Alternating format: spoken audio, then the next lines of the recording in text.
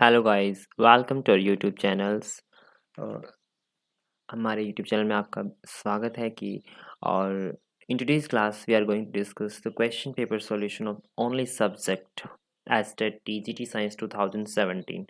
आज की वीडियो में हम 2017 का पेपर सोल्व करेंगे क्वेश्चन नंबर 91 से क्वेश्चन नंबर 150 तक। राइट।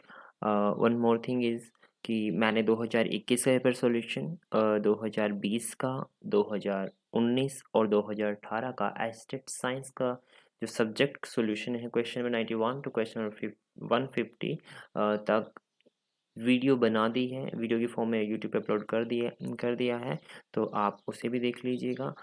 उसका लिंक डिस्क्रिप्शन में आपको मिल जाएगा।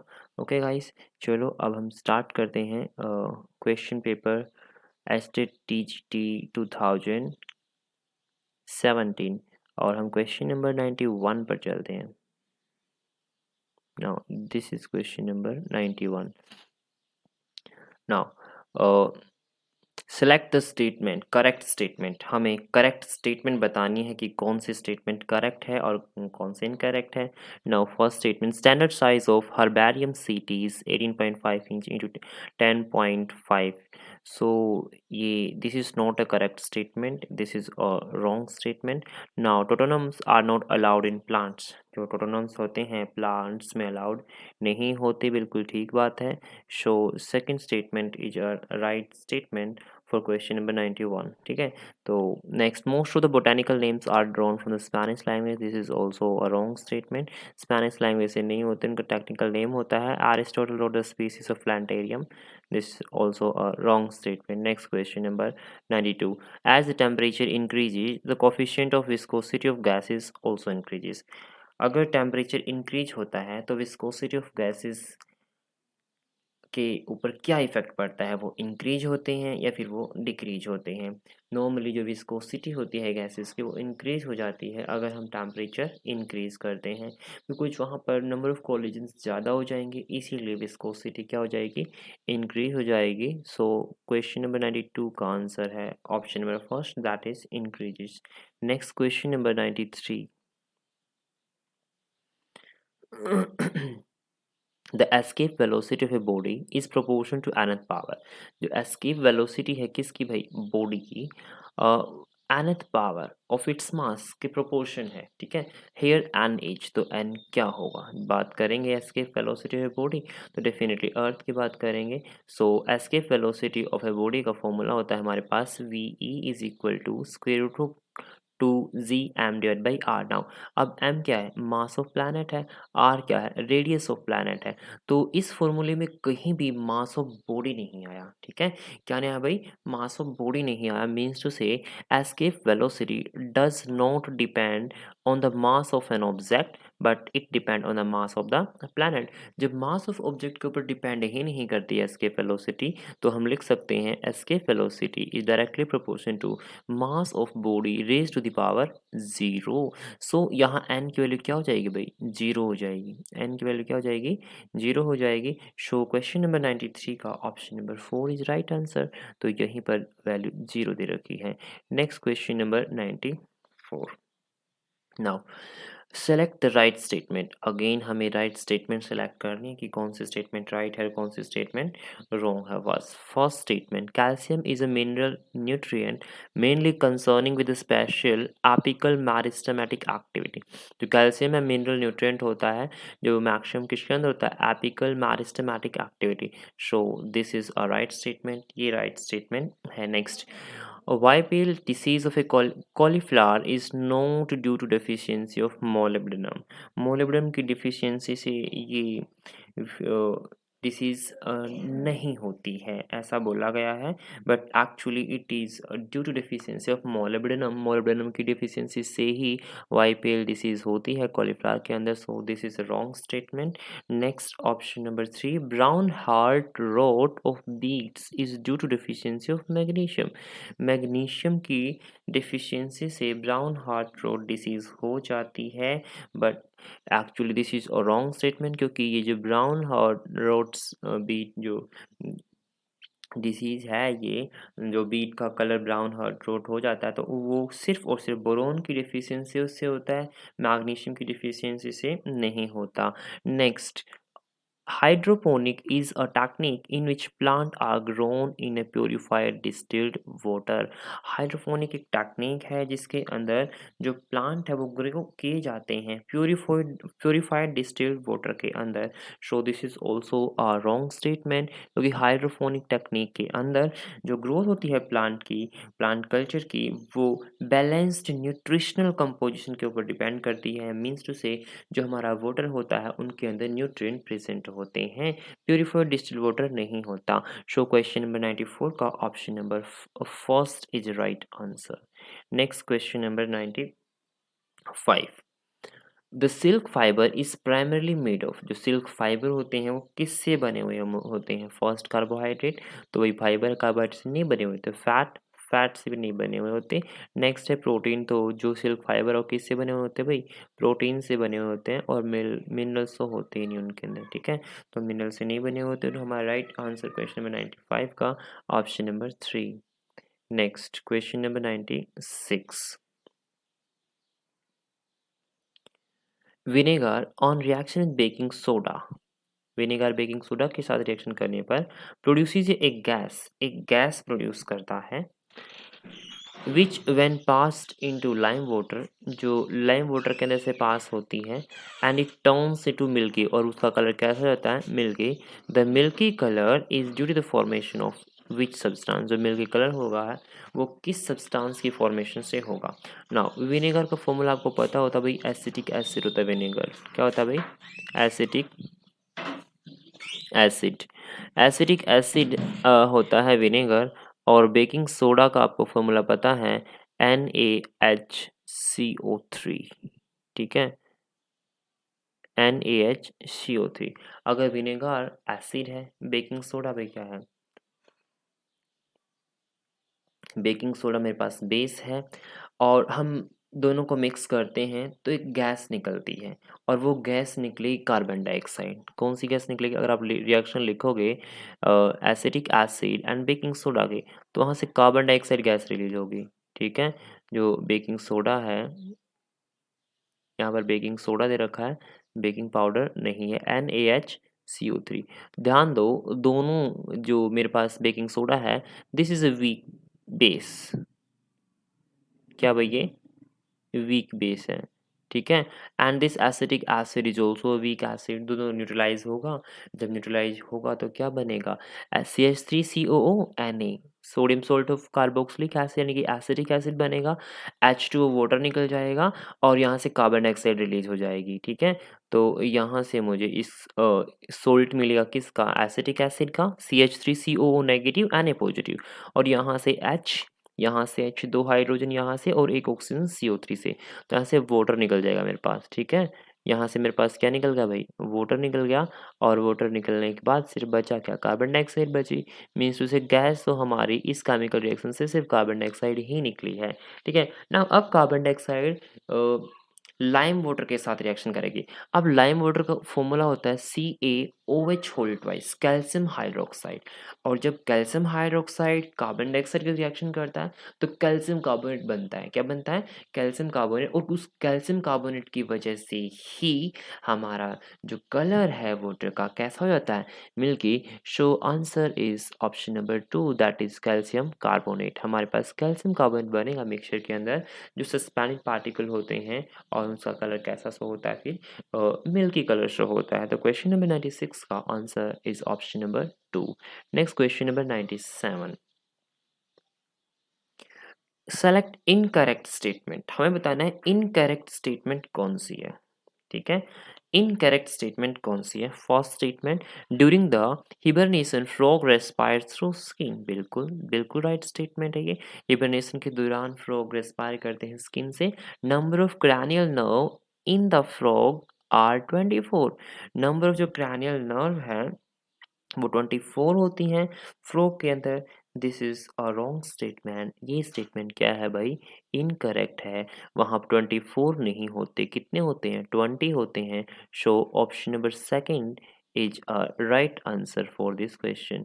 तो इस क्वेश्चन के लिए ऑप्शन नंबर सेकंड ही हमारा क्या हो जाएगा, राइट आंसर, क्योंकि इन्होंने बोला इनकरेक्ट स्टेटमेंट और सेकंड स्टेटमेंट इनकरेक्ट है, तो option number 3 and 4 are also correct statement, वो करेक्ट स्टेटमेंट है but second is incorrect one, right. Next question number 98, which enzyme specifically occurs in heterocyte of blue green algae?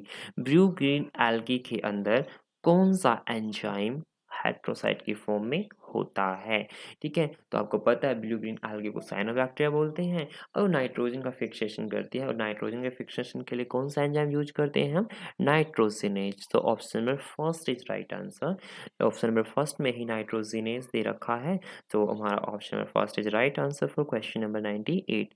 Next question number 99, a solution reacts with crushed egg, जो crust egg cell है उसके साथ एक कोई solution है वो reaction करता है, रिएक्शन करने के बाद एक गैस निकलती है वहां से, which one dissolve in water, जो पानी के अंदर डिजोल्व करने के बाद मेक इट एसिडिक, उसे कैसा बना देती है, एसिडिक बना देती है, मीन्स टू से द सॉल्यूशन कंटेन, तो सॉल्यूशन के अंदर कोई ना कोई डेफिनेटली एसिड ही होने वाला है। This is a very simple question, अगर कोई भी सॉल्यूशन क्रस्ट एग के साथ रिएक्शन करेगा और वहां से गैस निकलेगी और वो गैस वाटर के अंदर डिजोल्व होने के बाद कैसे हो जाती है भाई, एसिडिक हो जाती है, कैसे हो जाती है, एसिडिक हो जाती है, तो डेफिनेटली वहाँ सॉल्यूशन के अंदर कोई HCl ही होगा, ठीक है, कोई HCl यानी कि एसिड ही होने वाला है। तो यहाँ पर NaCl सोल्ट होता है, लिथियम क्लोराइड सोल्ट होता है, पोटेशियम क्लोराइड भी क्या होता है, सोल्ट होता है, सिर्फ और सिर्फ एसिड हमारा ऑप्शन नंबर सेकंड, तो second answer is a right answer, तो गिवन सॉल्यूशन के अंदर एसिड तो होना ही था। नेक्स्ट क्वेश्चन में 100, a system undergo change in work done by the system, कोई भी सिस्टम है उसके अंदर चेंज होता है but work done by the system है, और वो किसके इक्वल होगा भाई, जितना work done by the system हो रहा है, जितना वर्क डन सिस्टम कर रहा है वो किसके डायरेक्टली प्रोपोर्शन है, डिक्रीज इन इंटरनल एनर्जी, तो डेफिनेटली उसके अंदर इंटरनल एनर्जी डिक्रीज हो रही है क्योंकि सिस्टम के द्वारा वर्क डन किया जा रहा है, अगर सिस्टम के द्वारा सराउंडिंग पर वर्क डन होगा तो डेफिनेटली उसकी इंटरनल एनर्जी कम हो जाएगी। The system must have undergone, तो सिस्टम के अंदर ऐसा कौन सा वर्क डन हुआ है, आइसोथर्मल चेंज हुआ है, आइसोकोरिक चेंज हुआ है, एडियाबैटिक चेंज हुआ है, फिर आइसोबारिक चेंज हुआ है, ठीक है। देखो यहाँ पर न तो इन्होंने बोला आइसोथर्मल, आइसो का मतलब सेम, थर्मल का मतलब टेम्परेचर, उन्होंने बोला ही नहीं टेम्परेचर सेम रहेगा, so this option is not a correct one, क्योंकि खुद ही नहीं बोला आइसोकोरिक वॉल्यूम सेम सेम रहेगा, तो ये भी इन्होंने नहीं बोला, ठीक है, क्वेश्चन नंबर 100 में ये भी नहीं बोला। नेक्स्ट एडियाबैटिक, एडियाबैटिक चेंज, तो चेंज एडियाबैटिक यहाँ पर इन्होंने बोला है जितना वर्क डन होगा वो किसकी फॉर्म में चला जाएगा, इंटरनल एनर्जी की फॉर्म में, तो दिस इज एडियाबैटिक चेंज, ठीक है, वर्क डन तो हुआ है बट वो इंटरनल एनर्जी की फॉर्म में क्या हो गया, डिक्रीज हो गया, नो टोटल हीट चेंज है वो जीरो है, ठीक है, वो बिल्कुल भी नहीं बदल रहा, सिस्टम की हीट सेम ही रह रही है, so option third is right answer. Next isobaric, isobaric का मतलब प्रेशर कॉन्स्टेंट है, ऐसा बिल्कुल भी नहीं है, so option number 3 is right answer for question number 100। Next question number 101. Which one of the following group do not have मैड्रोपोराइट, मैड्रोपोराइट किस group के अंदर नहीं होता है, तो वो ग्रुप हमें बताना है किसके अंदर नहीं होता है, ठीक है। तो फर्स्ट है एस्टेरॉइडिया, सेकंड है इकाइनोडिया, नेक्स्ट है क्रोनडियोसिया, नेक्स्ट है होलोथोरिडिया, तो इसका option number third is right answer, तो ये थर्ड हमारा राइट आंसर रहेगा क्योंकि simple one. Next question number 102, for a projectile motion, देखो डायरेक्ट फॉर्मूला पूछा गया है, तो आप फिजिक्स में आपको एक्सप्रेशन के साथ उनके फॉर्मूले भी याद होने चाहिए, ठीक है, एक्सप्रेशन भी याद होने चाहिए, ठीक है। तो नेक्स्ट,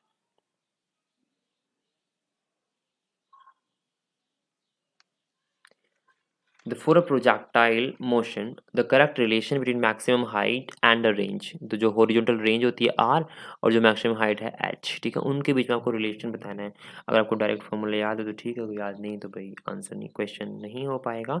तो h इज इक्वल टू क्या होता है, 4 sorry R is equal to 4H cot theta होता है, ठीक है। So option number second is a right answer. Otherwise derivation करना पड़ेगा हमें, नॉर्मली ऑलरेडी डेरिवेशन है बुक के अंदर, you can check that one also. Which of the following processes are application of neutralisation reaction, इनमें से कौन कौन से प्रोसेस एप्लीकेशन है किसकी भाई, न्यूट्रलाइजेशन रिएक्शन की, ठीक है। चेक कर लेते हैं। Applying moist baking soda on the insect bite, जब भी इंसेक्ट बाइट करता है उसके ऊपर बेकिंग सोडा क्या कर सकते हैं हम, अप्लाई कर सकते हैं, क्योंकि इंसेक्ट की बाइट से एसिड वो स्किन के अंदर इंजेक्ट कर देता है और बेकिंग सोडा बेस होता है, तो वहाँ न्यूट्रलाइजेशन रिएक्शन हो जाती है। तो definitely this is an example और application of neutralisation reaction. Next, adding quick lime in the acidic solution, अगर क्विक लाइम कैल्शियम ऑक्साइड डालते हो एसिडिक सॉइल के अंदर, ठीक है, एसिडिक मिट्टी के अंदर जो अल्कलाइन हम क्विक लाइम डालते हैं कैल्शियम ऑक्साइड बेसिक नेचर का होता है और सोल एसिडिक है, तो डेफिनेटली वो उसकी सोइल की न्यूट्रलिटी मेंटेन रहेगी, सोइल न्यूट्रल हो जाएगी। तो यहाँ पर भी क्या हो रही है, न्यूट्रलाइजेशन रिएक्शन हो रही है।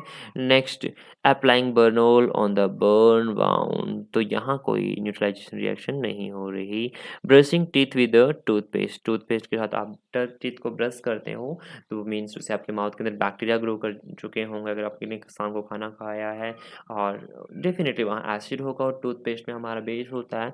तो again this is neutralisation reaction. तो जिस ऑप्शन में फर्स्ट सेकंड एंड फोर्थ है वही हमारा क्या जाएगा answer. So option number first second and fourth, option number fourth में दे रखे हैं, सो हमारा करेक्ट आंसर 103 का ऑप्शन नंबर 4 हो जाएगा, right. Next question number 104। Match list one and list two and select the correct answer using the codes given, तो आपको बताना है लिस्ट वन और लिस्ट कौन कौन सा मैच कर रहा है। तो लैक्टिक एसिड भाई किस फ्रूट के अंदर मिलता है, कौन सा सोर्स है, oxalic acid, ascorbic acid, malic acid, कौन कौन सा सोर्स है वो आपको बताना है। तो हम चेक करते हैं क्वेश्चन नंबर 104। सो लैक्टिक एसिड किसके अंदर प्रेजेंट होता है, लैक्टिक एसिड। नेक्स्ट है ऑक्सैलिक एसिड किसके अंदर प्रेजेंट हुआ है, ascorbic acid and malic acid. So lactic acid present होता है कर्ड के अंदर, किसके अंदर, कर्ड, दही के अंदर, ठीक है। तो फर्स्ट का ऑप्शन नंबर सेकंड किस में है भाई, फर्स्ट में भी है, सेकंड में भी, थर्ड में है, सब में है, तो हम स्किप नहीं कर सकते इसके बेसिस पर।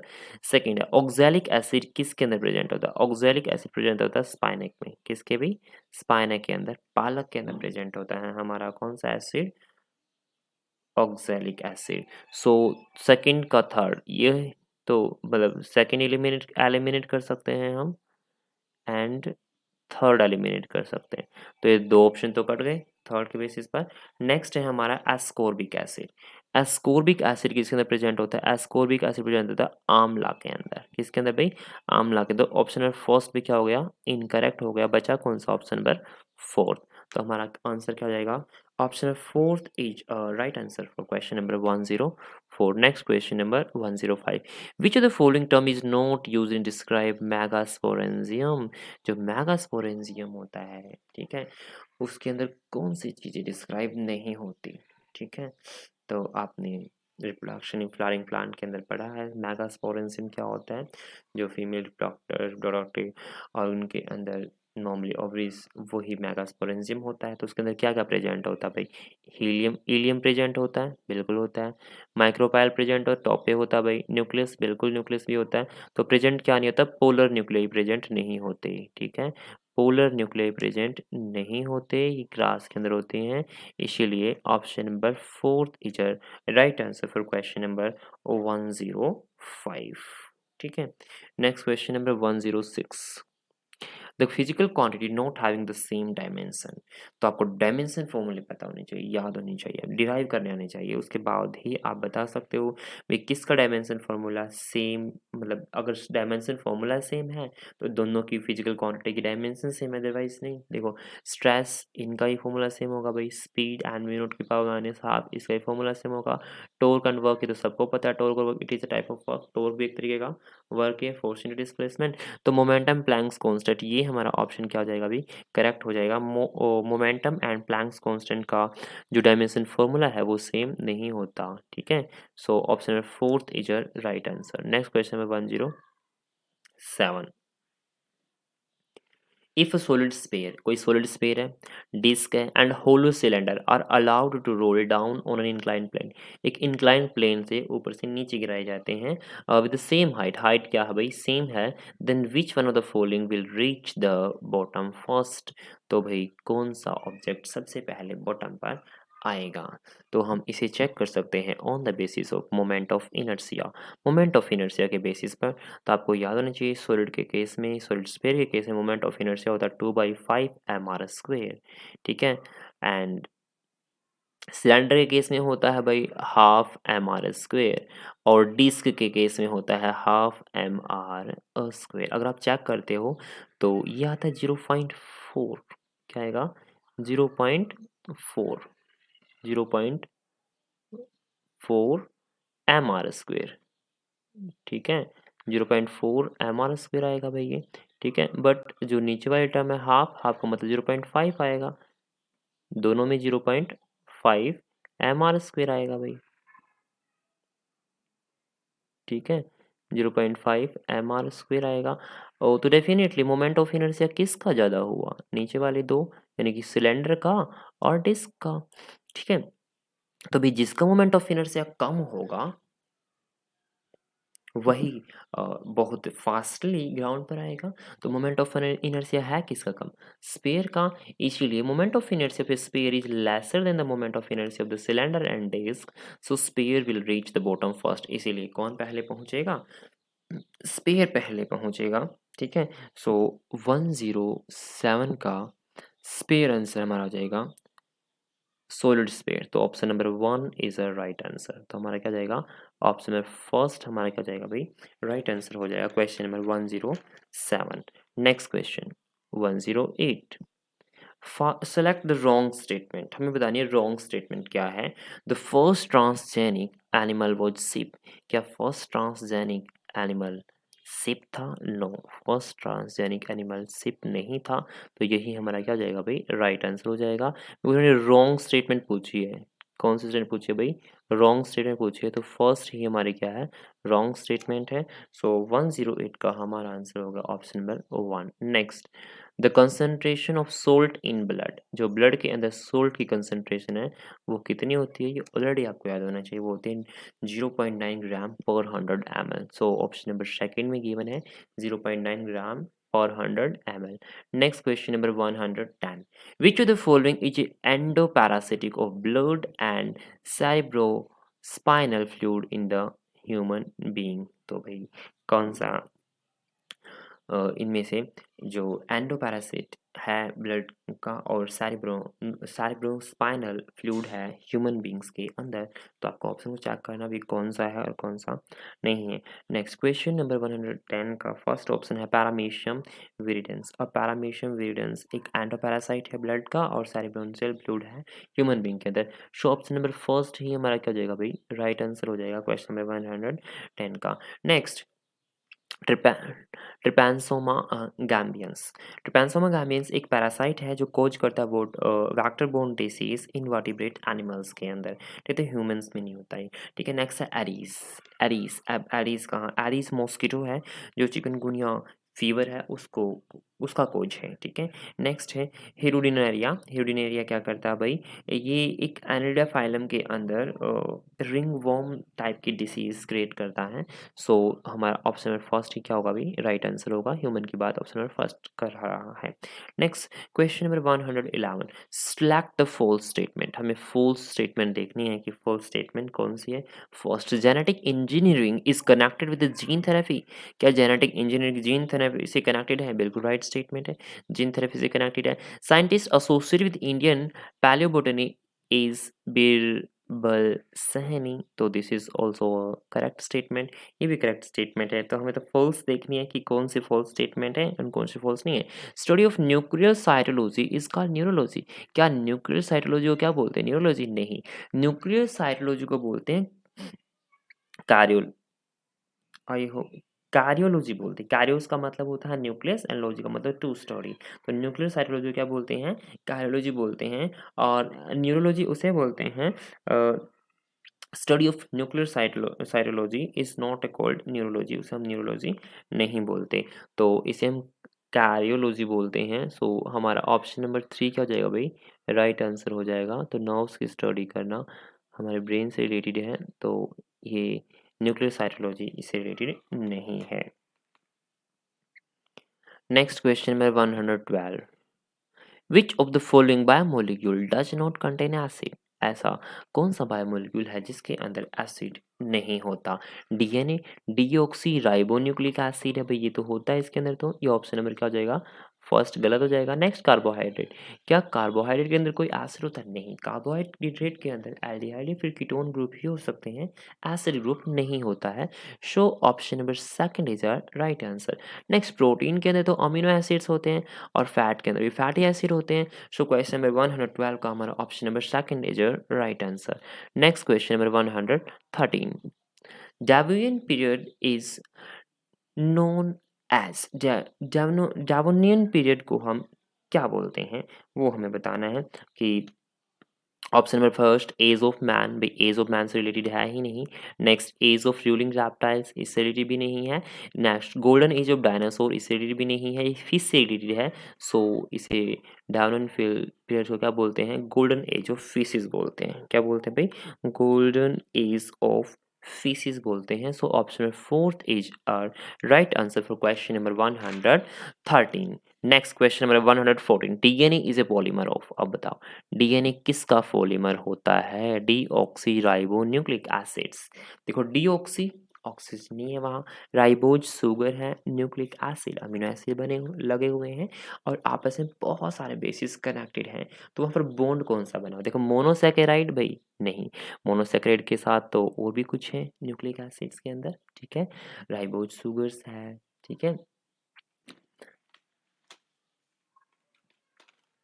पेप्टाइड बॉन्ड भी है, ठीक है। नेक्स्ट अमीनो एसिड, भाई अमीनो एसिड भी है लेकिन उसके साथ फॉस्फेट भी लगे हुए हैं। Unsaturated fatty acid and amino acid, unsaturated fat नहीं है इसके अंदर। तो इसके अंदर क्या है भाई? न्यूक्लियोटाइड। ये किससे बना हुआ होता है? न्यूक्लियोटाइड। तो इसके अंदर न्यूक्लियोटाइड बॉन्ड बना हुआ होता है। तो क्वेश्चन नंबर 114 का क्या हो जाएगा भाई? Option number fourth, because it is a polymer, एक पॉलीमर है न्यूक्लियोटाइड का, ना तो मोनोसेकेराइड का है, नहीं अमीनो एसिड का है, नहीं अनसैचुरेटेड फैट और अमीनो एसिड्स का है। तो ये न्यूक्लियोटाइड का क्या है भाई? पॉलीमर है। Next, high yielding and disease resistance varieties of wheat introduced in wheat growing belt of India in 1963। 1963 के अंदर जो high yield and disease resistance varieties थी व्हीट की, तो कौन किस व्हीट की वेराइटी इंट्रोड्यूस की गई थी इंडिया के अंदर? So Norin 10 and Sonora 64। Option number first नहीं, ये नहीं था, हमारा था answer option number second, Sonalika and Kalyan Sona, ठीक है। तो ये गेहूं की वैरायटी इंडिया के अंदर लेके आई थी 1963 के अंदर। Next, if the coefficient of friction between tyres and road is 0.5, अगर कोफिशिएंट ऑफ फ्रिक्शन टायर और रोड के बीच 0.5 है and shortest distance in which automobile can stop, तो वो शॉर्टेस्ट डिस्टेंस निकालनी है सो दैट ऑटोमोबाइल क्या हो जाए भाई? स्टॉप हो जाए। अगर ऑटोमोबाइल स्टॉप होगा तो फाइनल वेलोसिटी जीरो हो जाएगी when travelling with 108 kilometre per hour, यानी कि इनिशियल वेलोसिटी दे रखी है हमें एंड कोफिशिएंट ऑफ फ्रिक्शन दे रखा है, फाइनल वेलोसिटी जीरो है। तो हमें क्या निकालनी है? वो शॉर्टेस्ट डिस्टेंस निकालनी है, तब तक ऑटोमोबाइल चलेगा, ठीक है। तो उसके लिए हम काइनेमेटिक इक्वेशन यूज करके इसे इजीली सोल्व कर सकते हैं। नेक्स्ट, देखो हमें दे रखा था म्यू 0.5, ठीक है, initial velocity 108 kilometre per hour, but इसे मीटर पर सेकंड में कन्वर्ट कर सकते हैं, तो ये कितनी आई हुई? 30 मीटर पर सेकंड। फाइनल वेलोसिटी अगर वो स्टॉप हो जाएगा तो जीरो हो जाएगी, ठीक है। नेक्स्ट, तो mu is equal to F by R होता है हमारे पास, coefficient of friction is equal to frictional force divide by normal reaction force, simple. तो frictional force M into A था, normal reaction force M G था, put कर दो value, तो एम से एम कैंसिल होगा, mu is equal to A by G आ गया। तो यहाँ से हम ए निकाल लेंगे और जैसे हमारा ए निकलेगा काइनेमेटिक इक्वेशन में यूज कर लेंगे हम, यू की वैल्यू गिवन है, वी की वैल्यू हमें पता है, ए की वैल्यू पता चल जाएगी अभी कैलकुलेट करने के बाद, तो एस कैन बी कैलकुलेटेड। तो ए की वैल्यू म्यू जी आई, म्यू की वैल्यू 0.5 है और एक्सेलरेशन टू ग्रेविटी कितना भी 10 है। तो देखो ये रिटार्डेशन है, रिटार्डेशन क्यों? क्योंकि वो रुक रही है, ऑब्जेक्ट की इनिशियल वेलोसिटी ज़्यादा थी और फाइनल वेलोसिटी जीरो तक जा रही है, मीन्स उसे रिटार्डेशन हो रहा है, ब्रेक लग रहे हैं, तो -5 मीटर पर सेकंड स्क्वायर आ गया। तो मेरे पास एक काइनेमेटिक इक्वेशन होती है जिसके अंदर v square minus u square equal to a s, v की वैल्यू मेरे पास है, यू की वैल्यू मेरे पास है, ए की वैल्यू मेरे पास है, तो ऑब्जेक्ट कितने डिस्टेंस करेगा? दैट इज एस, कितनी डिस्टेंस कवर करेगा, दैट इज एस। एस हम आसानी से कैलकुलेट कर सकते हैं। 0² minus 30 whole square is equal to 2 into minus 5 into small s. तो 13 टू 3 माइनस से माइनस कैंसिल 10। तो एस की वैल्यू आई भाई 90 मीटर। कितनी डिस्टेंस कवर करेगा वो? 90 मीटर डिस्टेंस कवर करेगा। सो हमारा option number first is right answer for question number 116। Question number 116 के तो हमारा ऑप्शन में फर्स्ट क्या हो जाएगा? राइट आंसर हो जाएगा। Next question number 117, question number 117। Which of the following is not true? Again हमें बताना है इनमें से कौन सी स्टेटमेंट ट्रू नहीं है। First, cyclic AMP is second messenger. Cyclic AMP second messenger होता है, बिल्कुल राइट स्टेटमेंट है ये। Next, Hashimoto disease is caused by the thyroid gland is destroyed by autoimmunity। बिल्कुल राइट स्टेटमेंट है, ये भी स्टेटमेंट हमारी क्या है भाई? राइट है ना। Absence of ADH result in oliguria, this is a wrong statement. ठीक है, ये हमारी क्या है भाई? रॉन्ग स्टेटमेंट है। जो एब्सेंस ओलिगोरिया है इसके एब्सेंस से नहीं होता। ठीक है, तो option number 3 is our right answer for question number 117। Next statement is right one. Next question 118। Which of the following method is or are used for preventing rusting of iron? Rusting of iron में कौन कौन से method है जो हम use कर सकते हैं सो दैट आयरन का जो ऊपर जंग लग रहा है वो ना लगे? First method, by limiting the contact of oxygen and water. अगर ऑक्सीजन एंड वाटर के कॉन्टैक्ट को कम कर दें तो रस्ट नहीं लगेगा, बिल्कुल ठीक स्टेटमेंट है ये। This is a right one. Next, applying coat of paint और ग्रीस, बिल्कुल राइट स्टेटमेंट है, तो इसे भी क्या जाएगा? रस्ट बिल्कुल नहीं लगेगा। Decomposition of metal of chromium और zinc metal, depositing of layer of chromium and zinc. देखो, क्रोमियम मेटल इसके ऊपर डिपॉजिट करेंगे या फिर जिंक मेटल इसके ऊपर डिपॉजिट करेंगे तो भी रस्ट नहीं लगेगा, बिकॉज क्रोमियम का क्रोमियम ऑक्साइड बन जाएगा, जिंक का जिंक ऑक्साइड बन जाएगा। तो जिंक मेटल उसके साथ रिएक्शन कर लेगी, बट आयरन ऑक्सीजन के साथ रिएक्शन नहीं कर पाएगा, जिसकी वजह से रस्ट नहीं लगेगा। सो option number third is also right statement. तो तीनों ही राइट स्टेटमेंट है, तो हमारा राइट आंसर हो जाएगा option number 4। All options are right. तो this is a right statement for question number 118 का आंसर हो जाएगा option number 4। Now next question 119। Electrons are excited from chlorophyll molecule of photosystem second are accepted first। तो सबसे पहली बार कौन accept करेगा जो इलेक्ट्रॉन एक्साइट कर रहा है क्लोरोफिल मॉलिक्यूल फोटोसिस्टम सेकंड के अंदर? तो वो करेगा भाई क्यूनोन। ठीक है, तो option number 3 is right answer. क्यूनोन इस प्रोसेस के दौरान क्यूनोन ही क्या करता है भाई? इलेक्ट्रॉन को एक्सेप्ट कर देता है सबसे पहले। Next question number 120।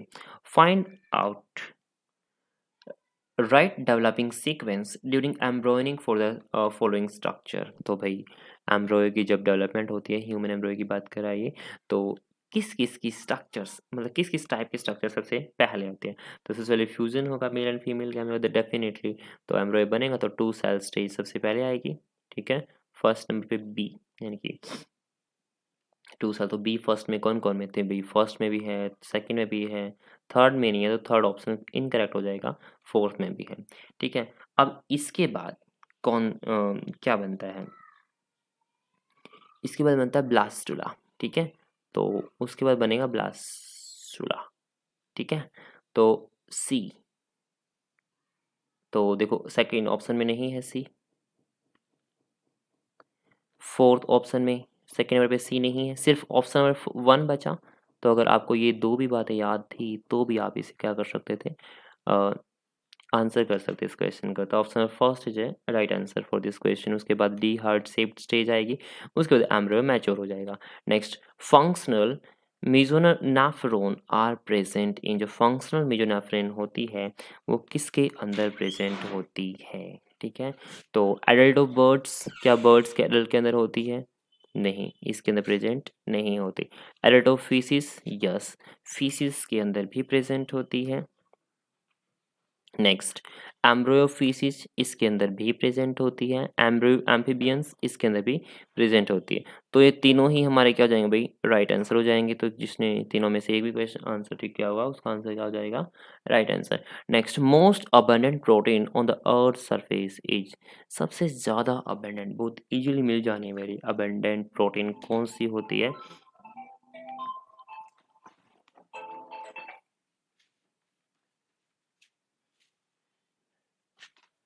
So first है एंडोन्यूक्लियस, सेकंड है रूबिस्को, थर्ड है राइबोजियम, नेक्स्ट है थामेटीन। तो इसका राइट आंसर हो जाएगा 122 का सेकंड, दैट इज रूबिस्को। सो हमारा rubisco is a right answer for this question. Next, focal length of a mirror is F. अभी फोकल लेंथ मिरर की क्या है? If it is placed in water, अगर इसे पानी के अंदर डालते हैं, it's focal length will be, तो इनकी फोकल लेंथ क्या हो जाएगी? क्या मिलेगी? देखो, अगर मिरर को मैं वाटर के अंदर डालूँ या किसी भी मीडियम के अंदर डालता हूँ, तो उसकी फोकल लेंथ क्या रहने वाली है? रिमेन्स द सेम, क्योंकि लेफ्ट साइड भी सेम मीडियम है, राइट साइड भी सेम मीडियम, तो फोकल लेंथ के ऊपर कोई चेंज नहीं होने वाला। सो option number 4 that is F थी, तो एफ ही रहेगी। सो 123 का option number 4 is right answer. Next question number 124। अगर मेरे पास लेंस होता, लेंस को डालता, तो लेंस मेकर फॉर्मूले से हम इजीली निकाल सकते थे फोकल लेंथ क्या होने वाली है। बट यहाँ मिरर की बात हो रही, तो मिरर में चेंज नहीं होती, लेंसेज में चेंज होती है। ठीक है, लेंस के लिए अलग कॉन्सेप्ट है, बट मिरर में remains the same. To coherent light beam of intensity I, दो कोहेरेंट सोर्सेज है जिसका फेज डिफरेंस सेम हो, phase angle difference, phase difference same हो, तो उसे बोलते हैं कोहेरेंट सोर्सेज। तो एक ही इंटेंसिटी ऑफ लाइट है आई और दूसरी की है 4i, और दोनों इंटरफेरेंस पैटर्न प्रोड्यूस करते हैं। The intensity at a point where phase difference is 2 pi, तो उस पॉइंट पर इंटेंसिटी निकालेगा जहाँ पर फेज डिफरेंस कितना हो, 2 पाई हो। तो वो हम कैलकुलेट कर सकते हैं easily with the help of formula. तो हमारे पास फॉर्मूला होता है इंटेंसिटी जिस जिस पॉइंट पर हमें निकालनी है इज इक्वल टू आई1 प्लस आई2 प्लस 2 स्क्वायर रूट ऑफ आई1 आई2 कोस फाई। नाउ आई1 फर्स्ट जो ऑब्जेक्ट था हमारा, जो सोर्स था, कोहेरेंट लाइट बीम थी जो प्रोड्यूस कर रही थी I intensity, that is I one. और 4i को क्या मान लेते हैं, आई2 मान लेते हैं। ठीक है, तो आई1 की वैल्यू क्या होगी भाई, आई हो गई, एंड आई2 की वैल्यू क्या होगी, 4i हो गई, और फाई दे रखा है 2 पाई। तो इस इक्वेशन में या फिर इसका फॉर्मूले के अंदर पुट कर सकते हो, I net I plus 4i plus 2 square root of I into 4i cos 2 pi. हमें पता है कोस 2 पाई की वैल्यू क्या आती है, +1, तो +1 हो जाएगी सिंपल। तो आई प्लस 4i 5i, देखो 4 का स्क्वायर रूट 2, 2 टू जा 4, आई स्क्वायर का स्क्वायर रूट आई हो जाएगा, तो 4 आई आ जाएगा। तो आई उस पॉइंट पर कितनी होगी टोटल इंटेंसिटी, 9i। कितनी हो जाएगी भाई, 9i। So option number first is our right answer for this question number 124। तो 124 क्वेश्चन के लिए option number first is right answer. Next question number 125। Two electric bulb marked 25 watt and 220 volt and 100 watt and 220 volt are connected in series। वो series में connect किए जाते हैं and supply देते हैं 440 वोल्ट की। विच वो द बल्ब विल फ्यूज, तो इनमें से कौन सा बल्ब फ्यूज होगा, 25 वाट वाला होगा या फिर 100 वाट वाला बल्ब फ्यूज होगा। तो हमें चेक करना है कौन सा। देखो, हमारे पास वोल्टेज, हमारे पास पावर है, ठीक है, दोनों बल्ब की। तो मैं इस फॉर्मूले से R1 is equal to v square divide by P1, इस फॉर्मूले से क्या निकालो, रेजिस्टेंस निकालो। तो मेरे पास रेजिस्टेंस फर्स्ट बल्ब की आ गई भाई ये, ठीक है, 220 whole square by 25 ohm. Now second के लिए भी रेजिस्टेंस निकाल लेते हैं हम, क्योंकि सीरीज में कनेक्टेड है। तो सेकंड के लिए भाई R2 is equal to 220 whole square by 100 ohm. Now तो दोनों रेजिस्टेंसेज हैं या दोनों बल्ब है सीरीज में कनेक्टेड है। अगर सीरीज में कनेक्टेड है तो मेरे पास सीरीज का फॉर्मूला होता है रेजिस्टेंस के केस में, R in series is equal to R1 plus R2, effective resistance. तो 220 का होल स्क्वायर बाहर ले लूँ मैं, 1/25 प्लस 1/100 लिख दूँ इसे, तो मेरे पास क्या आ जाएगा, 220 होल स्क्वायर डिवाइड बाई 20 ओम। तो मेरे पास ये आ जाएगा। नेक्स्ट, और आप कैलकुलेट करोगे तो क्या आएगा भाई, 2/11। तो हम यहाँ से क्या कर सकते हैं, करंट कैलकुलेट कर सकते हैं। क्या कैलकुलेट कर सकते हैं भाई, करंट कैलकुलेट कर सकते हैं। तो करंट की वैल्यू आएगी 2/11 ओम, इससे या फिर आई इक्वल टू, सॉरी ओम नहीं एम्पियर, ठीक है, 2/11। तो करंट मेरे पास है, तो इस करंट मेरे पास है, और वोल्टेज 440 वोल्ट है मेरे पास। तो उस 440 वोल्ट पर तो भाई इनका क्या पोटेंशियल डिफरेंस होगा वो चेक कर सकते हैं। तो वो पोटेंशियल कितना होगा, आई आर वन, ठीक है। तो आई आर वन की वैल्यू पुट करोगे, आर वन की वैल्यू और आई तो सेम ही है, ठीक है, सीरीज में करंट सेम रहता है, तो 352 वोल्ट।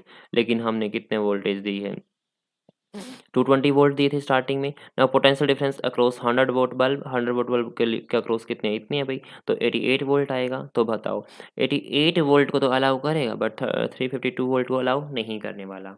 ठीक है? इतने वोल्ट को अलाउ नहीं करने वाला क्योंकि हमने वोल्टेज कितनी दे रखी है इस बल्ब को 220 वोल्ट दे रखी है। बट दोनों की वजह से तो 440 है, लेकिन इस बल्ब की वजह से कितने भाई 220 है, तो ये तो ज़्यादा हो गई। अगर ज़्यादा हो गई तो 25 वोल्ट वाला बल्ब ही क्या हो जाएगा भाई, फ्यूज़ हो जाएगा, ठीक है? तो क्योंकि वोल्टेज ड्रॉप मैक्सिमम यहाँ 220 होना चाहिए बट यहाँ 352 है, इसीलिए जिस बल्ब की पावर 225 वोल्ट है वही क्या होगा, फ्यूज़ होगा। तो option number second is a right answer. तो 125 का option number second is right answer हो जाएगा। Next question 126। नाउ पॉलीमर से again question, class 12th polymer से क्वेश्चन दे रखा है। Match the following polymer with the correct monomer unit. तो एक जगह मोनोमर दे रखी है कॉलम में और दूसरे कॉलम में पॉलीमर का नाम दे रखा है। तो आपको बताना है कि कौन सी स्टेटमेंट करेक्ट है। और सिंपल देखो, बूना एन, बूना एन, बुना एन में कौन होता है, ब्यूटाडाइन एंड एक्रोनिट्रिल, ठीक है? एक्राइल, एक्राइल और निट्रिल प्रेजेंट होता है ना। टैफ्लॉन, बात करते हैं टैफ्लॉन। टैफ्लॉन में भाई नाम से पता चलता है टेट्रा फ्लोरोइथीन, ये प्रेजेंट होता है।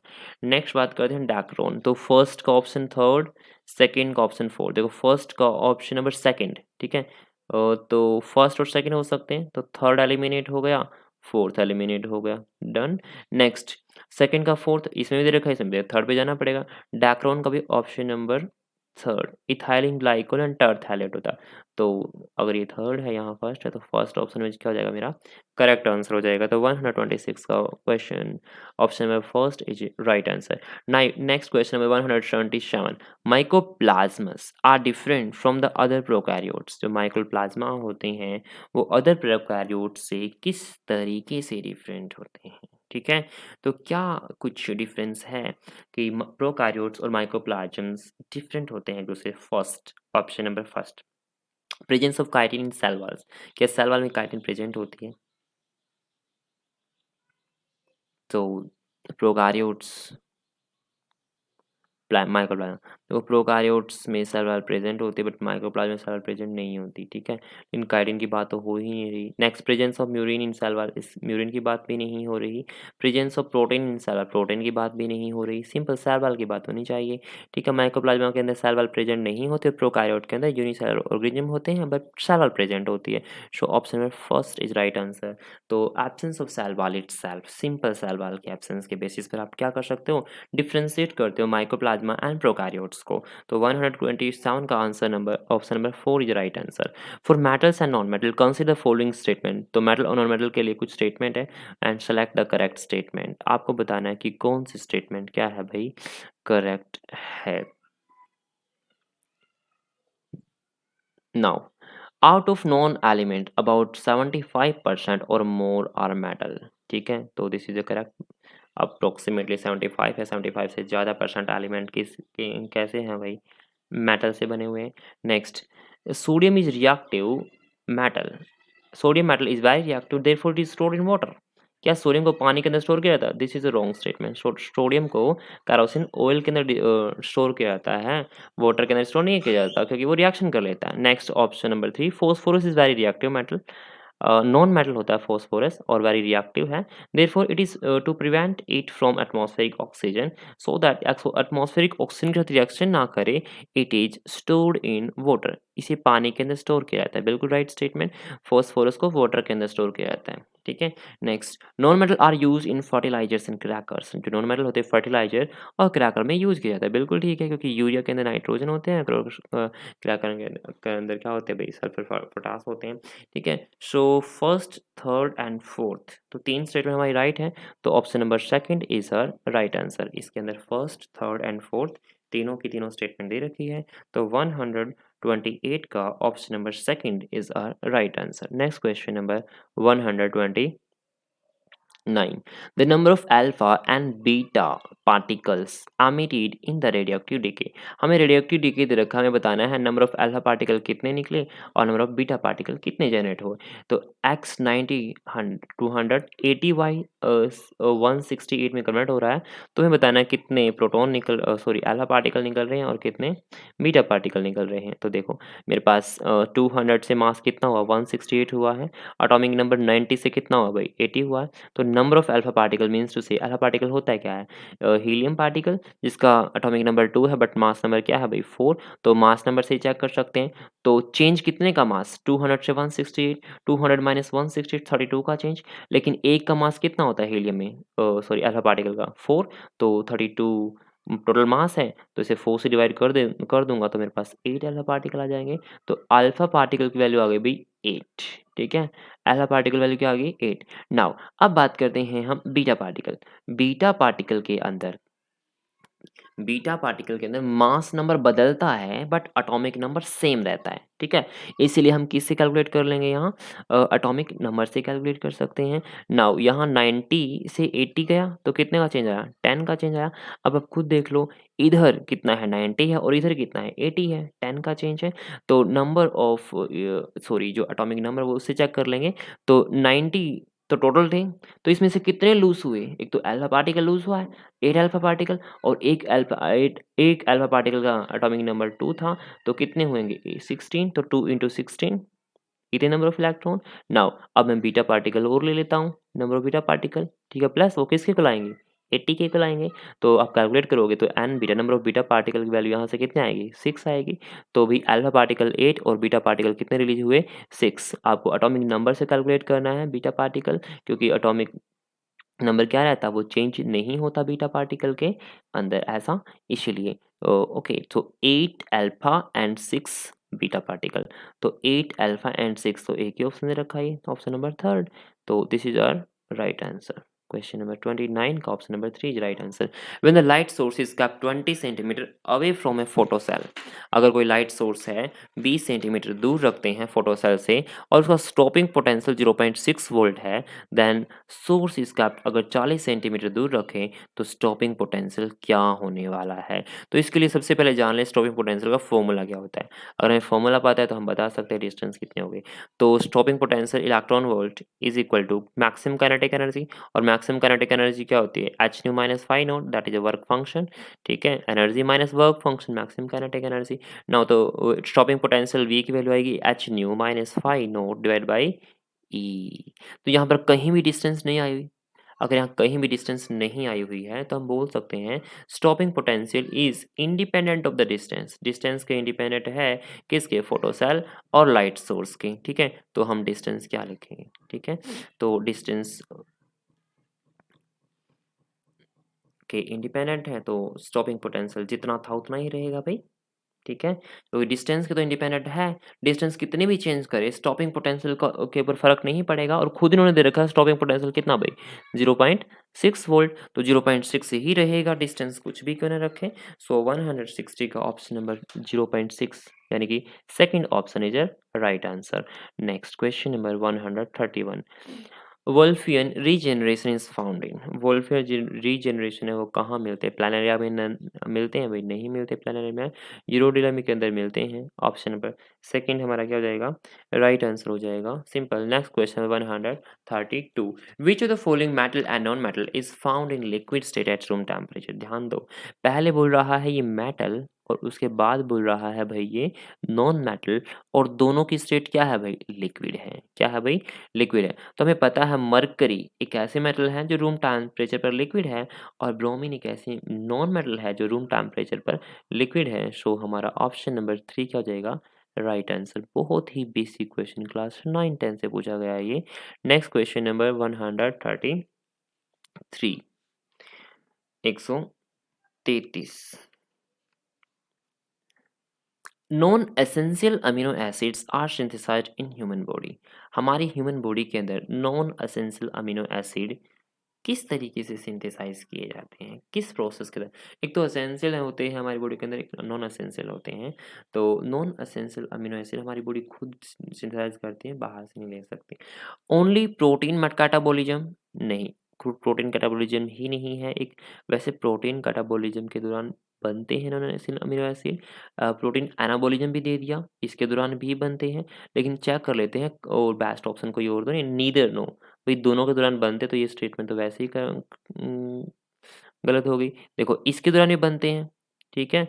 इसके दौरान भी बनते हैं एंड प्रोटीन एनाबॉलिज्म के दौरान भी बनते हैं, लेकिन ऑप्शन नंबर फोर्थ में दे रखा है during both protein catabolism and anabolism, इन दोनों के दौरान। तो बेस्ट आंसर हमारा क्या जाएगा, ऑप्शन नंबर फोर्थ, क्योंकि इसके अंदर already option number first and second included है, इसलिए option number fourth is a right answer for question number 133। Next question number 134, which of the following statement is incorrect, हमें बताना है कौन सी स्टेटमेंट इनकरेक्ट है। Xylem fibers are also known as bast fiber, xylem fiber को bast fiber कहा जाता है, तो this is a incorrect statement, यही वो स्टेटमेंट है जो क्या है अभी इनकरेक्ट है, तो हमारा यही क्या हो जाएगा, आंसर हो जाएगा 134 का first is right answer. Next, xylem are present in tertiary cell of the gymnosperm, ये भी correct statement है। Sclerenchyma cells have obtained from cell union and lignified cell wall, this is also a correct statement। Element and companion cell angiosperms are produced in sister cells, this is also a correct statement। so first incorrect थी, तो first हमारा क्या हो जाएगा, right answer। next, meibomian glands are found in, जब meibomian glands है वो कहाँ मिलती हैं, फर्स्ट आइलेसिस में, सेकंड एक्सटर्नल ईयर में, थर्ड स्टमक के अंदर, नेक्स्ट उरोनोजिन जानिसियल ट्रैक्ट के अंदर। तो आपको वैसे तो ये कहाँ मिलती है, ये मिलती है आइलेसिस के अंदर, कहाँ, आइलेसिस के अंदर, option first is right answer for this question. Next question number 136, again match करना है हमें, ठीक है, कोड दे रखे यूज नेम ऑफ पॉलीमर, देखो पॉलीमर से दूसरा क्वेश्चन आ पूछा गया यहाँ पर, एंड यूजेज, तो क्लास 12th की जो पॉलीमर यूनिट है उसे अच्छे से कर लेना भाई। तो सेकंड क्वेश्चन पूछा गया है 136, पॉलीस्टायरीन, आपको बताना भाई पॉलीस्टायरीन कहाँ यूज कर सकते हैं। नेक्स्ट, पॉलीविनाइल क्लोराइड जिसे हम पीवीसी बोलते हैं वो कहाँ यूज करते हैं। नेक्स्ट, यूरिया फॉर्मेल्डिहाइड रेजिन कहाँ यूज करते हैं, एंड एन बैकेलाइट कहाँ यूज करते हैं। तो यूज सेकंड ऑप्शन कॉलम में दे रखे हैं, and name of polymer first option column में दे रखे हैं, तो हमें बताना है कि इसका कौन सा करेक्ट आंसर होने वाला है। तो देखते हैं फर्स्ट, पोलीस्टाइरिन, क्या for making comb and computer disc, I think नहीं। Insulated wrapping material and television cabinet, तो ये पोलीस्टाइरिन यहाँ बिल्कुल इंसुलेटर की तरह काम करता है ये। नेक्स्ट, पोलीविनाइल क्लोराइड्स, अब पोलीविनाइल क्लोराइड्स कहाँ यूज होता है, तो manufacture of rain quotes and vinyl flooring, तो यहाँ यूज होता है, डेफिनेटली होता है, ठीक है, विनाइल फ्लोराइंग में भी और रेन कोट बनाने के लिए। नेक्स्ट, यूरिया फॉर्मल्डिहाइड रेजिन कहाँ यूज होता है भाई, ये होता है for breakable cup and laminated sheet में। नेक्स्ट, बैकेलाइट कहाँ यूज होता है, कंप्यूटर के अंदर डिस्क वगैरह बनाने में, कॉम वगैरह बनाने में। सो option number fourth is right one I think. First का सेकंड, तो भाई सेकंड तो फर्स्ट में तो है ही नहीं, ये एलिमिनेट हो गया, सेकंड में एलिमिनेट हो गया, थर्ड हो सकता है, अब देख लेते हैं सेकंड, सेकंड का थर्ड दोनों में है। नेक्स्ट, थर्ड का फोर्थ ओनली फोर्थ ऑप्शन में है, तो हमारा option number fourth is right answer for question number 136। अगर याद है तो हो जाएगा, याद नहीं है तो भाई नहीं होगा ये, ठीक है। नेक्स्ट क्वेश्चन नंबर 137, देखो statement, read the following statement, और बताना है कौन सी statement correct. Thymine is 5 methyl uracil, thymine 5 methyl uracil होता है,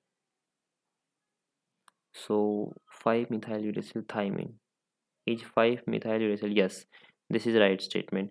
a plant require magnesium for chlorophyll synthesis, जो प्लांट है क्लोरोफिल सिंथेसिस के लिए मैग्नीशियम, यस बिल्कुल, क्लोरोफिल के अंदर ऑलरेडी मैग्नीशियम होती है, ठीक है, तभी तो बनेगा क्लोरोफिल, जब मैग्नीशियम मेटल होगी तभी बन पाएगा। So this is the second statement is also correct। Next, UAG and UGR start codon नहीं, ये स्टार्ट कोडोन नहीं होती। देखो स्टार्ट कोडोन पे एक बार एक और प्रीवियस ईयर में क्वेश्चन आया था, मतलब कोडोन के ऊपर क्वेश्चन आता ही आता है, मतलब जेनेटिक्स आपको करके जानी है तो क्लास 12th की।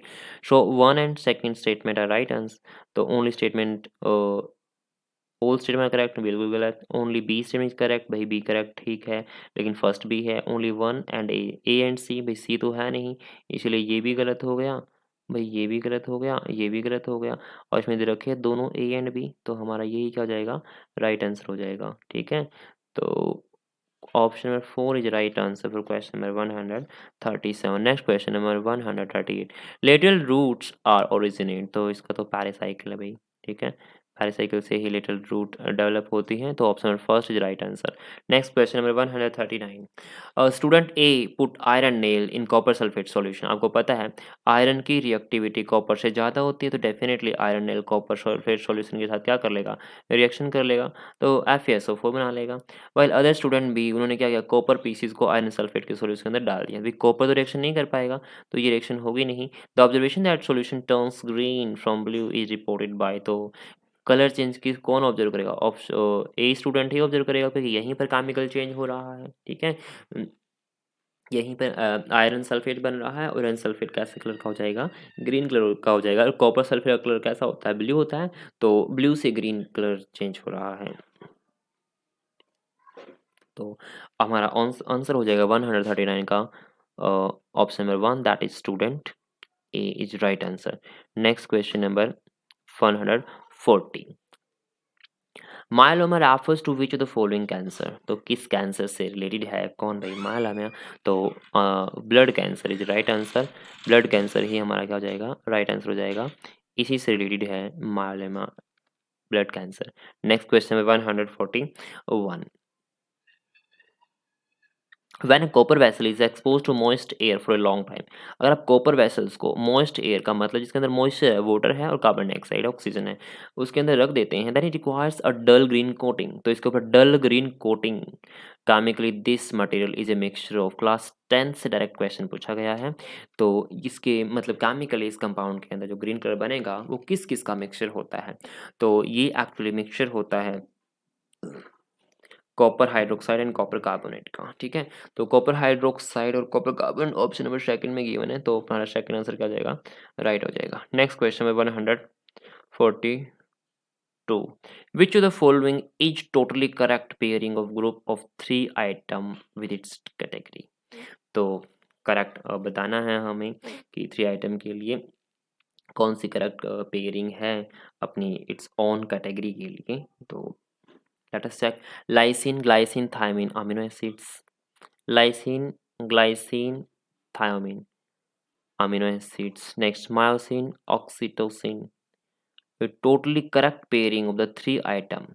तीनों की तीनों करेक्ट पेयरिंग है, lysine, glycine and thymine. Thymine तो बेस है भाई, अमीनो एसिड है नहीं, ठीक है। थायमिन क्या है, बेस है, तो फर्स्ट ऑप्शन क्या जाएगा, इनकरेक्ट, क्योंकि लाइसिन ग्लाइसिन दोनों अमीनो एसिड है, बट ये क्या है भाई, बेस है। मायोसिन, ऑक्सीटोसिन एंड गैस्ट्रिनल हार्मोन, देखो ऑक्सीटोसिन एंड गैस्ट्रिन क्या हार्मोन है, बट मायोसिन ये हार्मोन नहीं है, प्रोटीन है। नेक्स्ट, ये भी क्या हो जाएगा, incorrect. Rennin, helicase and hyaluronidase, ये तीनों ही तीनों क्या है भाई, एंजाइम है। So this is our right answer. So 142 का option number 3 is a correct answer, यही हमारा क्या हो जाएगा, करेक्ट आंसर हो जाएगा। हमें नेक्स्ट चेक करने की जरूरत है ही नहीं, ठीक है। Optic nerve, oculomotor and vagus sensory are nerve, oculomotor nerve नहीं होता, ठीक है। तो option number 3 is right answer. A teacher can make problem solving fun for student by doing all the following except. अब बच्चे को कोई प्रॉब्लम सॉल्व करनी है, टीचर फन के रूप में दे रहा है कि प्रॉब्लम भी सॉल्व करो, तो इनमें से कौन सी डूइंग ऑल द एक्सेप्ट, कौन सी ऐसी स्टेटमेंट है जो उसको छोड़ के सारी इन्फो मतलब सिचुएशन दे सकते हैं बच्चे को। फर्स्ट है प्रोवाइडिंग ओपन एंडेड मटेरियल, बिल्कुल ओपन एंडेड मटेरियल नहीं देने ताकि बच्चा कोई भी क्वेश्चन पूछ सके, हमें ये सिचुएशन प्रोवाइड करनी है कि कहीं से कैसे क्वेश्चन पूछो। Providing time for free play, मतलब आराम से खेल के करो, बिल्कुल प्रोवाइड कर सकते हैं हम। Providing endless opportunity for creative thinking, बिल्कुल एंडलेस अपॉर्चुनिटी दो, बच्चे को सोचेगा और वो क्वेश्चन कुछ भी पूछेगा, जो भी उसके माइंड में आ रहा है उस टॉपिक से रिलेटेड, तो हम वो भी करेंगे। Expecting perfection from the student while they are trying to do things by themselves, ये एक्सपेक्ट करना कि वो बच्चा बिल्कुल ठीक करेगा जब वो खुद से सोल्व कर रहा है, तो this is a wrong statement, ये हम एक्सपेक्ट नहीं कर सकते, क्योंकि जरूरी नहीं है बच्चा हमेशा ही गलत करे, चाहे वो एक्स्ट्राऑर्डिनरी स्टूडेंट भी क्यों ना हो, मे बी वो गलत कर सकता है जब वो अब खुद से ट्राई कर रहा है उस प्रॉब्लम को सोल्व करने के लिए। सो दिस इज ये हम उससे एक्सपेक्ट नहीं कर सकते, ठीक है। तो option number fourth is a right answer for question number 143। Next question 144। Doppler shift frequency does not depend upon, जो डॉपलर शिफ्ट फ्रीक्वेंसी है किसके ऊपर डिपेंड नहीं करती? स्पीड ऑफ सोर्स डिपेंड करती है भाई, ठीक है।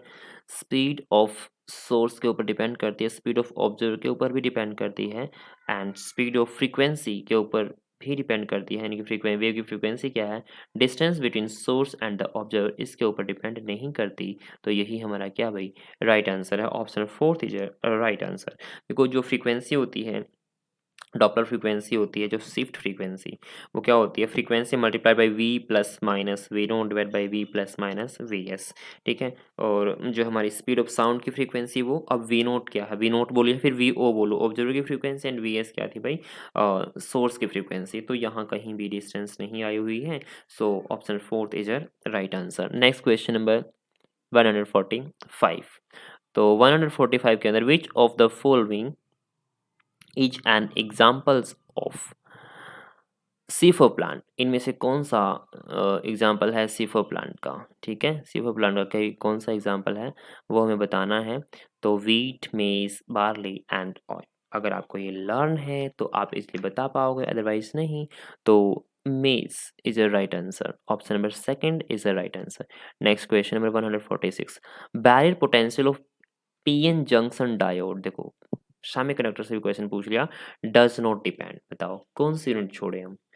हर टॉपिक से क्वेश्चन पूछ रहे हैं किसी न किसी ईयर में, ठीक है। तो अप्रोक्सीमेटली 60 क्वेश्चन आते हैं, 90 से 150।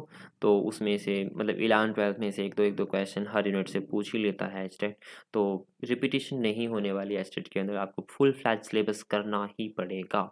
एटलीस्ट आप रिवाइज जरूर कर लो, बहुत डिटेल में नहीं कर पाते तो आप एटलीस्ट रिवाइज जरूर कर लो, class 11th and 12th just revise.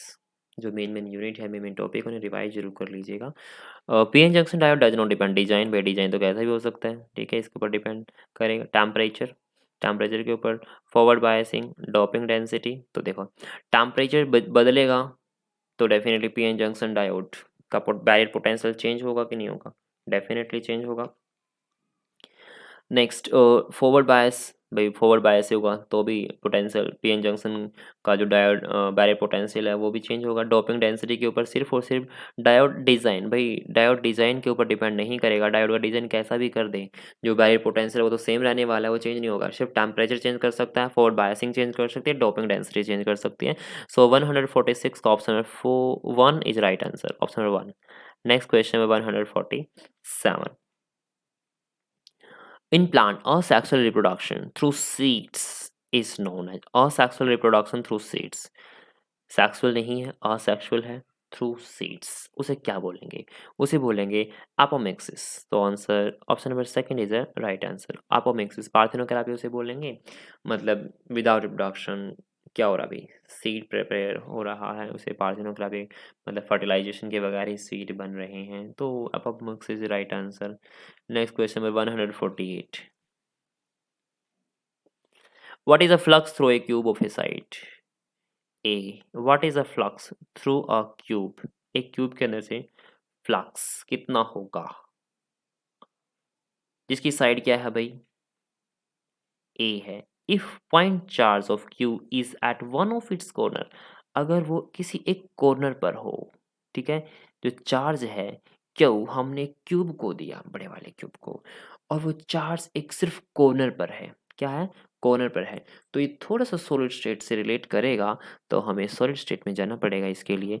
तो अगर मैं क्यूब बनाता हूँ, मान लो ये बड़ा क्यूब बना दिया मैंने, ठीक है। जो ये कॉर्नर पर होता है ना क्यूब, क्यूब का पार्ट, जो कॉर्नर पे चार्ज या फिर कोई पार्टिकल होता है, कॉर्नर पे कोई पार्टिकल होता है, कॉर्नर के अंदर उसका कितना पार्ट होता है, ठीक है। तो उसका होता है 1/8 पार्ट, कितना पार्ट होता है भाई, 1/8 पार्ट। अगर मैं चार्ज जिसकी साइड ए है, क्यू की साइड ए है, उसे चार्ज दे रहा हूँ क्यू, तो कितना चार्ज आएगा, Q/8 ही आने वाला है। कितना चार्ज आएगा भाई, Q/8। कैसे, देखो ये क्रिस्टल लैटिस देख सकते हैं आप। देखो ये जो क्यूब है बड़े वाला, इसे सेंटर में मैंने एक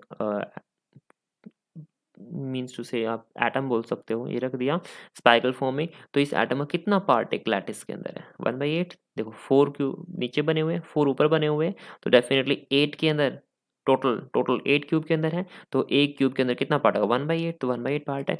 तो हमें पता है जो फ्लक्स होता है वो किसके इक्वल होता है? 1/एप्सिलॉन times the total charge contain in that. Total charge कितना कंटेन किए हुए हैं? चार्ज कितना? Q/8, तो 5 किसके उलट जाएगा? Q/8 into epsilon not. ठीक, सिंपल। तो मेरे पास वैल्यू आएगी 4। Option number fourth is the right answer, Q/8 epsilon not. ठीक है। What is the flux through a cube of side? Side cube एक ही है, पॉइंट चार्ज रखा one of its corner, corner के ऊपर। सो option number fourth is the right answer for this question. Next, which one of the following is not a thermosetting plastic? हमें बताना है इनमें से कौन से थर्मोसेटिंग प्लास्टिक नहीं है। Next, melamine formaldehyde, it is a thermosetting plastic. Urea formaldehyde, it is also a thermosetting plastic. ठीक है। Next, polymethyl and methacrylate, this is not a thermoplastic. ठीक है, ये थर्मोसेटिंग प्लास्टिक का एग्जाम्पल नहीं है। Epoxy resin is also a thermosetting plastic. So option number third is your right answer for question number 149. Next 150. Lichen are the major pollution indicator of lichen. इनमें से किसका सबसे ज़्यादा मतलब जहाँ पर वो लाइकेन मेजर पॉल्यूशन इंडिकेटर होता है, मतलब जहाँ पॉल्यूशन ज़्यादा होगा लाइकेन का अमाउंट कम हो जाएगा। तो किसकी कंसंट्रेशन अगर ज़्यादा होगी तो लाइकेन बहुत कम मिलने वाला है। तो उसकी हेल्प से हम बता सकते हैं कि यहाँ पर पॉल्यूशन कम है या फिर ज़्यादा है। और it is a indicator of sulphur dioxide. ये किसका इंडिकेटर होता है भाई? सल्फर डाइऑक्साइड का इंडिकेटर होता है। अगर सल्फर डाइऑक्साइड एटमॉस्फेयर में ज़्यादा है तो वहाँ लाइकेन वेरी वेरी लेस मिलेगा। सो option number first is a right answer. Nitrous oxide का नहीं, सस्पेंडेड पार्टिकुलेट मैटर का नहीं, मरकरी का नहीं। सो हमारा option number first is right answer for question number 115. Okay guys, we have completed all the question solution of question number 91 to question number 150। तो हमने complete कर लिया है। ठीक है। ओके, आज के